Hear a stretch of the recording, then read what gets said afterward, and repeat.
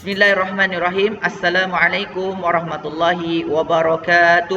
Bersama dengan Ustaz Juan dalam subjek akhlak tahun 5. Okey, pada hari ini kita akan mempelajari pelajaran ke-11 iaitu tamak.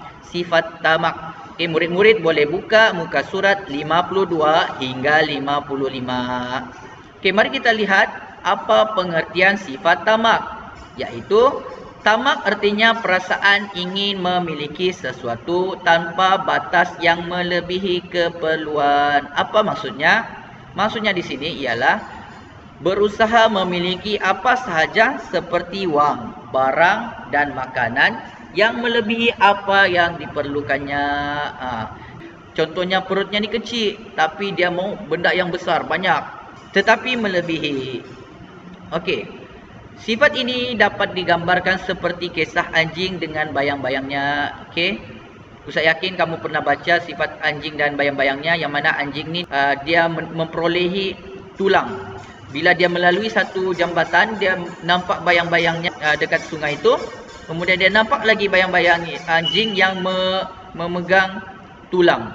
Jadi bila dia nampak, dia rasa, oh banyak ni, kalau aku dapat satu lagi aku jadi kaya ni. Macam itulah lebih kurang. Akhirnya dia melompat dalam sungai itu.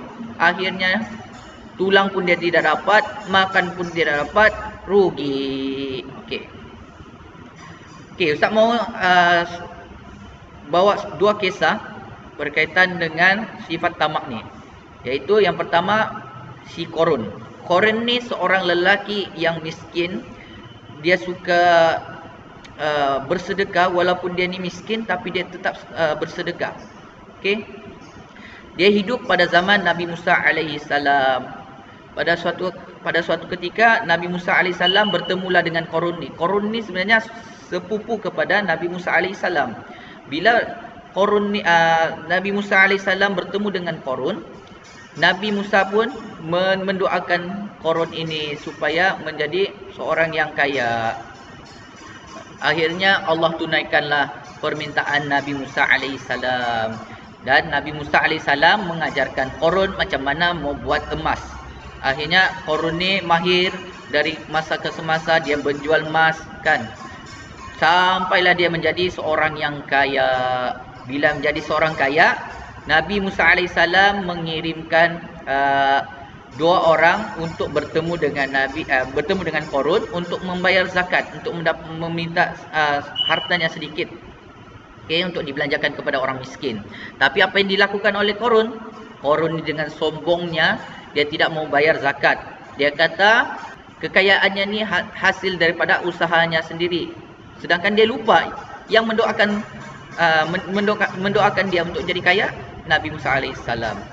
Akhirnya dua orang ni pun baliklah bertemu dengan Nabi Musa alaihissalam. Kemudian Korun ni berjalanlah di tengah-tengah bandar. Jadi orang pun melihat, orang miskin kan, orang miskin melihat dia. Pada masa tu Nabi Musa alaihissalam bertemulah dengan si Korun ni. Bila bertemu dengan si Korun, Nabi Musa pun berkatalah benda yang sama untuk belanjakan hartanya tu. Tapi Korun tetap berdegil dan bersikap sombong. Dia tidak mau belanjakan. Dia kata ini adalah hasil aku punya usaha sendiri. Aku yang berusaha untuk jadi kaya. Sampai dia lupa diri dia. Akhirnya apa yang berlaku? Allah SWT telah menguburkan dia.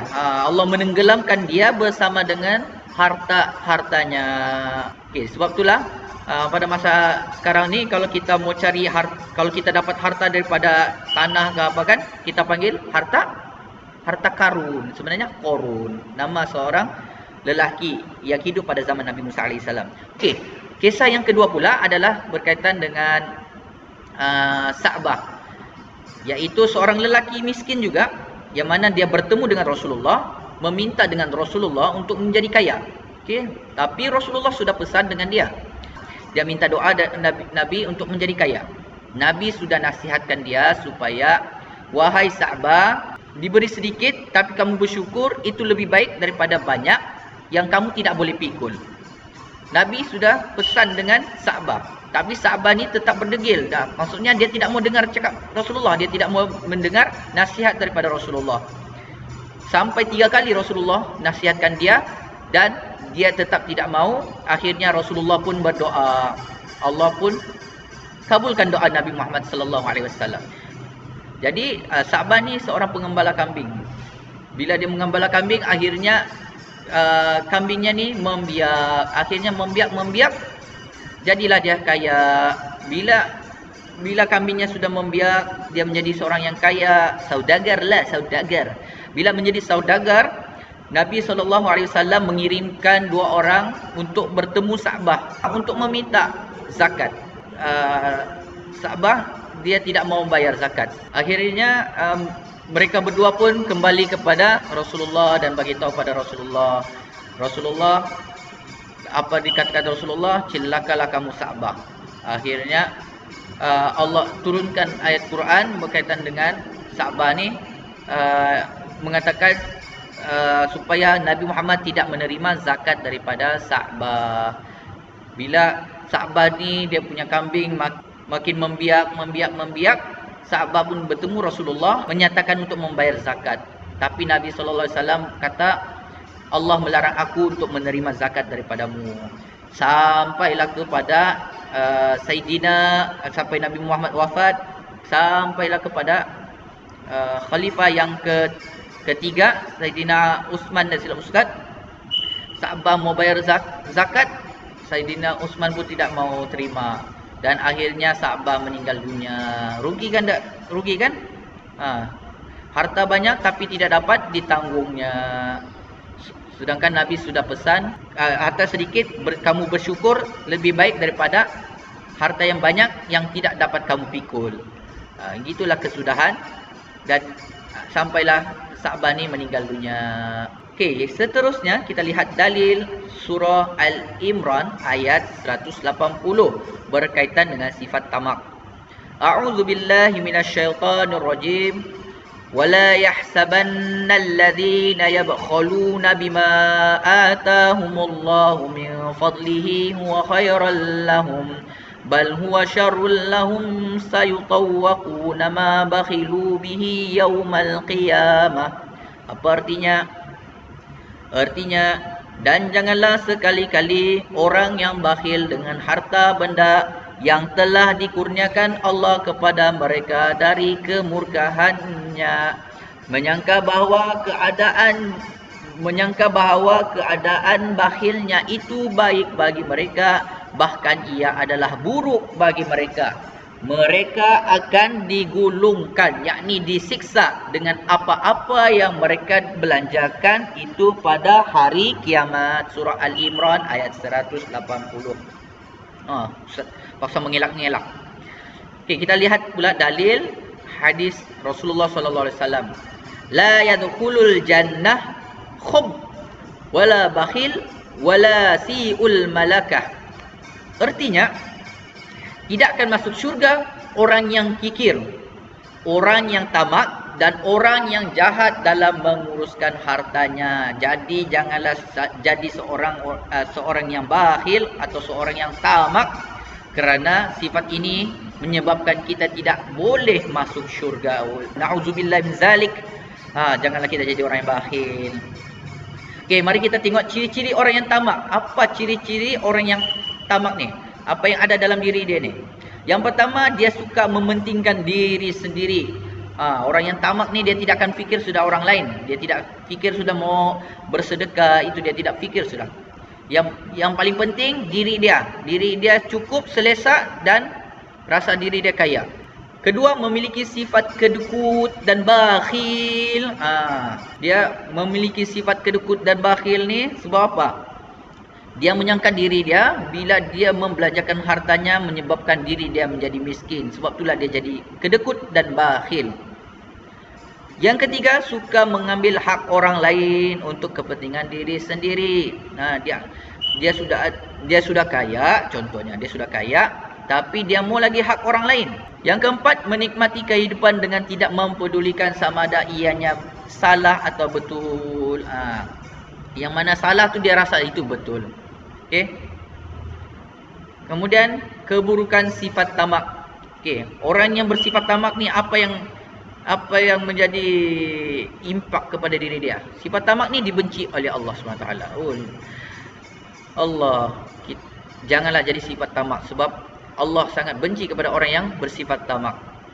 Yang kedua, tidak disukai oleh ibu bapa, keluarga, rakan dan masyarakat ialah bila kita sudah ada sifat tamak, siapa yang suka dengan kita? Adakah yang suka dengan kita? Ui, tamaknya kau ni, sukanya aku. Tidak ada. Tidak ada orang yang cakap begitu. Saya yakin kamu walaupun contoh kamu meminta sedikit saja kuih daripada kawan kamu, terus kamu tak boleh. Kan? Terus kamu rasa kedekutnya. Kita tidak suka dengan orang yang kedekut. Yang ketiga, sifat tamak boleh menjatuhkan maruah sendiri, menjatuhkan harga diri kita. Okey, yang seterusnya, tidak dihormati orang lain. Yalah, kalau Ustaz sendiri pun, kalau ada orang sifat tamak ni, maukah kita hormat dia lagi? Pasti kita tidak akan hormat. Kita kurang rasa hormat tu. So dia bakhil, kedekut, dia rasa dialah yang paling kaya. Kita mau minta belanja sikit pun, dia rasa, kau ni minta-minta saja, kan? Jadi kita menghormat ke orang begini? Tidak. Itulah keburukannya sifat tamak ni. Yang kelima dan yang terakhir, orang tamak sanggup melanggar perintah Allah seperti menipu orang lain semata-mata untuk mendapatkan keuntungan. Bukan sahaja untuk dia menipu orang lain, dia menipu Allah SWT. Dia tidak menunaikan perintah Allah seperti solat sebab dia sudah ada sifat tamak. Bila dia sifat tamak, dia takut harta dia dicuri. Dijagalah hartanya setiap masa 24 jam. Itu contoh. Okey, mari kita lihat apakah dia pengajaran yang dapat diperolehi daripada sifat tamak. Pertama, jauhilah sifat tamak kerana ianya adalah sifat tercela, sifat yang tidak baik. Okey, jangan jadi sifat tamak. Jadilah kita orang yang pemurah, orang yang suka bersedekah, kan? Okey, yang kedua, jangan mementingkan diri sendiri semata-mata untuk mencapai kesenangan hidup. Kita fikir diri kita saja, sedangkan kita ni akan mati. Kita tidak fikirkan kita akan mati. Bila kita sudah mati, siapa yang menguruskan diri kita? Kita sendiri? Tidak, orang lain. Tapi bila kita sudah ada sifat tamak, orang sudah tidak suka dengan kita. Kamu rasa dengan sifat tamak kamu tu, adakah orang buat menguruskan jenazah kita dengan cara yang baik? Fikirkan dan selamat beramal.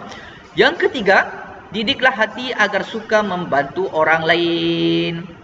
Tanam dalam diri kita ni untuk bantu orang lain.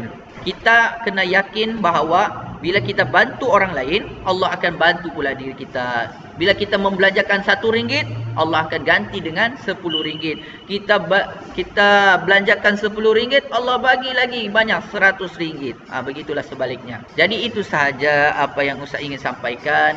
Mudah-mudahan pembelajaran kita pada kali ini, murid-murid dapat faham apa itu sifat tamak dan kita disiplinkan diri kita untuk tidak bersifat tamak. Sentiasalah bersedekah. Okey. Kalau tidak dapat bersedekah pun, bantulah apa yang dapat dibantu. Jadikanlah ia sedekah, kan? Jangan ada sifat tamak dalam diri kita. Wallahu alam. Ustaz minta maaf sekiranya apa yang disampaikan ini terlalu kasar, tersalah bicara. Ustaz minta maaf. Jadi itu sahaja yang Ustaz ingin sampaikan. Wabillahi taufiq wal hidayah. Assalamualaikum warahmatullahi wabarakatuh.